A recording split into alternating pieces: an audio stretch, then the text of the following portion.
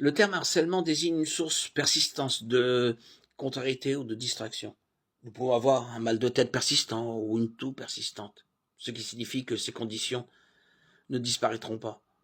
Lorsqu'il est appliqué à la description des personnes, le terme harcèlement signifie réprimande constante ou pression. Les enfants qui n'ont pas appris les bonnes manières peuvent harceler leurs parents au sujet de règles ou de listes de souhaits. Les patrons peuvent harceler leurs employés au sujet de tâches non terminées. Et les conjoints peuvent se harceler mutuellement au sujet des tâches ménagères.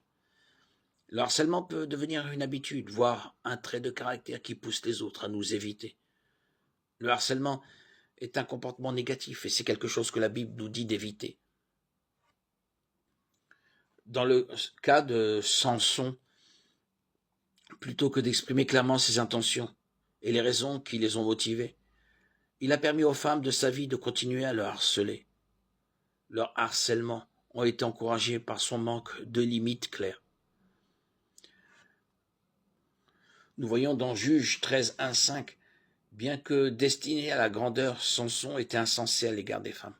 Il s'est laissé piéger par ses ennemis à 2 reprises, en harcelant les femmes avec lesquelles il était en relation. Juge 14 raconte l'histoire de Samson qui a épousé une Philistine et est tombé dans un piège tendu par des gens méchants, parce qu'elle le tourmentait par ses harcèlements. 2 chapitres plus tard, Samson rencontre une autre Philistine. Elle aussi a été utilisée par ses compatriotes méchants pour tromper Samson. Il a cédé à la demande de Delilah qui lui demandait le secret de sa force. Nous lisons dans Juge 16, comme elle le pressait chaque jour de ses paroles et l'invitait avec instance, son âme était tourmentée jusqu'à la mort.